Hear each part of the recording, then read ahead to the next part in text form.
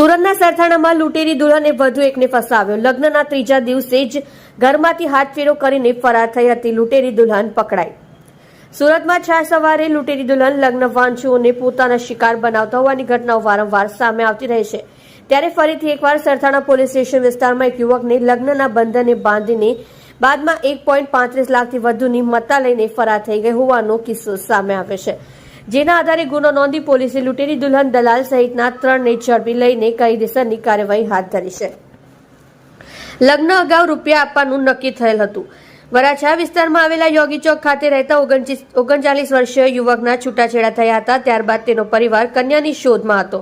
આ બાબતે સગા સંબંધીઓએ વાત કરી રાખી હતી। જોકે ગત જૂન મહિનામાં તેના ઓળખીતા હસમુખ કાકાએ ડિંડોલીના વિપુલ ડોબરિયા સાથે સંપર્ક કરાવી આપ્યો હતો। વિપુલ અને જ્યોતિએ સાથે મળીને સંજના નામની છોકરીનો ફોટો બતાવી તેમની સાથે મુલાકાત કરાવી આપી હતી। સાથે જ કહ્યું કે સંજનાના પિતા હયાત ન હોવાથી જ્યોતિને 1.5 લાખ રૂપિયા આપવા પડશે। વિપુલ ડોબરિયાએ દલાલી પેટે 20,000 અલગથી આપવાના રહેશે। સાથે જ સંજનાને લગ્નમાં એક સોનાનો દાણો અને ચાંદીના છડા તથા 2-4 જોડી કપડાં આપવાના રહેશે। લગ્નના ત્રીજા દિવસે ફરાર।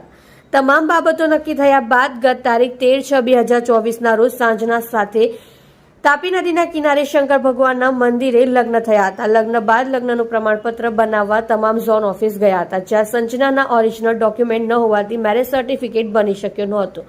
જોકે લગ્નના ત્રીજા દિવસે સંજનાએ કહ્યું કે મારી દાદીની તબિયત સારી નથી, મહારાષ્ટ્રથી સુરત આવી છે, મારે તેમને ખબર અંતર પૂછવા જવું છે, જેથી તેને મને મૂકી જવા। આથી સંજના સાથે લગ્ન કરનાર યુવક તેને ડિંડોલી સાઈડ પોઈન્ટ સુધી બાઇક ઉપર મૂકી આવ્યો હતો।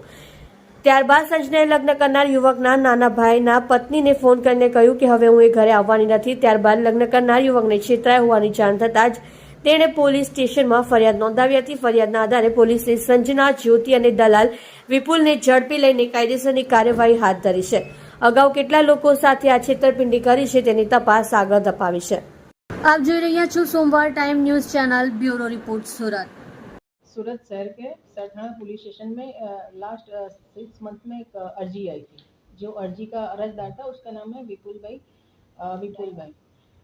तो उनकी अर्जी में ये था कि उनके साथ चीटिंग हुआ है। उनके साथ पैसे लेके शायद उन्होंने पैसे देके जिस लड़की से शादी की थी वो लड़की शादी के 3 दिन बाद घर छोड़ के चली गई है और अब वापस आने का नाम नहीं ले रही। तो उसने सरथाना पुलिस स्टेशन में अर्जी करी। तो सरथाना पीए और उनकी टीम ने उसके पीछे काफ़ी मेहनत की और आज उन्होंने वो गैंग पकड़ ली है, जिसमें अभी 3 लोग मिले हैं। जो उसमें एक लड़का है जो विपुल डोबरिया करके है, जो दलाल का भी काम करता है और दूल्हे भी वो ढूंढता है। और दूसरी लड़की का नाम उसने अभी अपना ज्योति बताया, वो लड़कियाँ ढूंढती थी। और तीसरी लड़की जो हमने पकड़ी है, जो दुल्हन बनी हुई थी, उसका नाम भी रूपाली है। उसने संजना नाम करके इस लड़के से शादी की थी और शादी के 3 बाद वो 1,35,000 पैसे लेके वापस आ गई थी। और इसमें से बाकी के पैसे जो 20,000 थे वो संजना ने लिए थे। बाकी के जो पैसे थे वो अभी दोनों आरोपी ने आधे आधे कर लिए थे। तो इन लोगों ने दूसरे 2 लोगों से और शादी की है पैसे लेके। उसमें एक राजकोट सिटी है और एक राजस्थान का जयपुर है, जहाँ दोनों जगह पे उन्होंने शादी की है। और अभी तपास चल रही है कि दूसरे कितने लोगों के साथ उन्होंने चीटिंग की है। तो अभी उनके खिलाफ आईपीसी की 420 और 120 का भी गुना दाखिल है। और लड़की ने जो रूपाली नाम रखा है तो उसके लिए उसने कुछ डॉक्यूमेंट में भी छेड़छाड़ की है, तो वो वेरीफाई कर रहे हैं। उसके बाद हम आगे कलम का भी उमेरा करेंगे।